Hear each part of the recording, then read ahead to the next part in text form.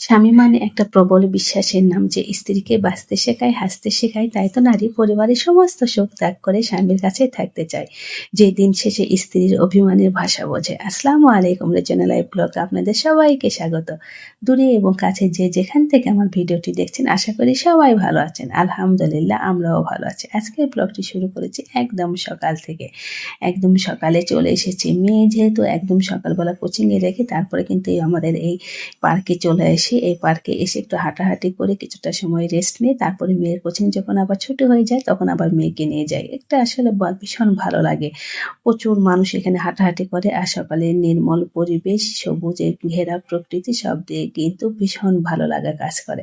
তো আজকে কিন্তু এটা মানে হাঁটাহাঁটি শেষ হয়ে গেছে, তারপরে বসে থেকে কিন্তু একটু করে ভিডিও করছিলাম। আসলে খুবই ভালো লাগে পার্কে এসে এরকম একটা সকাল সকাল এত সুন্দর একটা পরিবেশ। আর যেহেতু মেয়েকে নিয়ে বসে থাকতেই হয়, তো ভাবলাম বসে না থেকে একটু হাঁটাহাঁটি করি, তাহলে সব দিক থেকেই কিন্তু একটা ভালো লাগা কাজ করে। তো একটু করে আপনাদের সাথে শেয়ার করলাম। এটা আমাদের জেলা পার্ক। মোটামুটি বেশ সুন্দর একটা ছিমছাম পরিষ্কার পরিচ্ছন্ন একটা জায়গা। সবাই কিন্তু খুব সুন্দর করে সকাল বিকাল হাঁটতে পারে।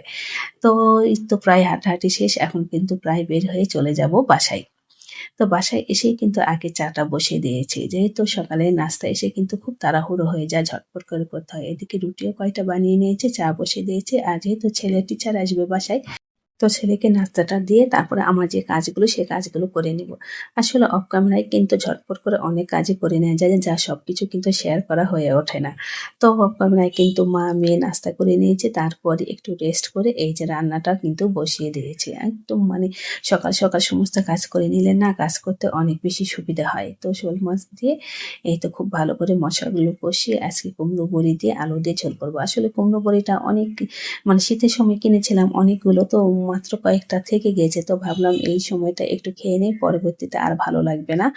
আর কুমড়ো বড়ি দিয়ে শোল মাছের ঝোল বরাবরই আমার খেতে কিন্তু ভীষণ ভালো লাগে। তো সেই কারণেই ভাবলাম একটু রান্না করে নেই।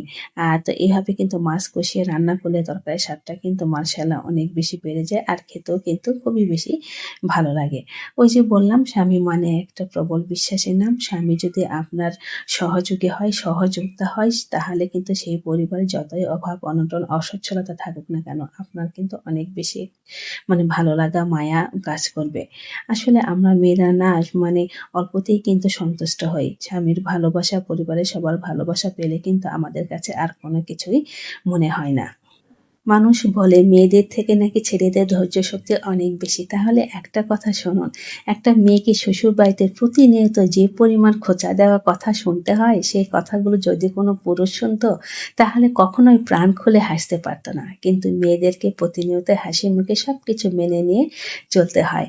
আসলে আমরা মেয়েরা এত কিছু সহ্য করি বলেই বুঝি আমরা আল্লাহ আমাদেরকে এতটা সৃজনশীল ক্ষমতার অধিকারী করে দিয়েছে। তারপরও ওই যে মুখ বুজে সবকিছু সহ্য করি শুধুমাত্র স্বামী নামক ভালোবাসার মানুষটির জন্য, যে দিন শেষে এসে একটুখানি হাসি মুখ দিয়ে নিজের সবকিছু ভালোবাসা দিয়ে সমস্ত ক্লান্তি আর খারাপ লাগাগুলো মুছে দিতে পারে। এটাই বা কম কিসের। তো যাই হোক, এই যে কুমড়ো বড়ি দিয়ে আলুর ঝোল কিন্তু আমার একদম হয়ে গিয়েছে। আসলে উত্তরবঙ্গে কুমড়ো বড়ি কিন্তু একটা জনপ্রিয় খাবার। শীতের সময় এটা আমরা খুব বেশি খেয়ে থাকি। তো যেহেতু আমার অল্প কয়েকটা ছিল, তো ভাবলাম আমি এই সময়টাতে এটা রান্না করে খেয়ে নেই। তারপরে কিন্তু রান্নাঘরে প্রচুর গরম। মেয়ে কিন্তু এদিকে বারবার ডাকছিল, মামুনি এসে দেখো ব্যালকনিতে কত সুন্দর অপরাজিতা ফুটেছে।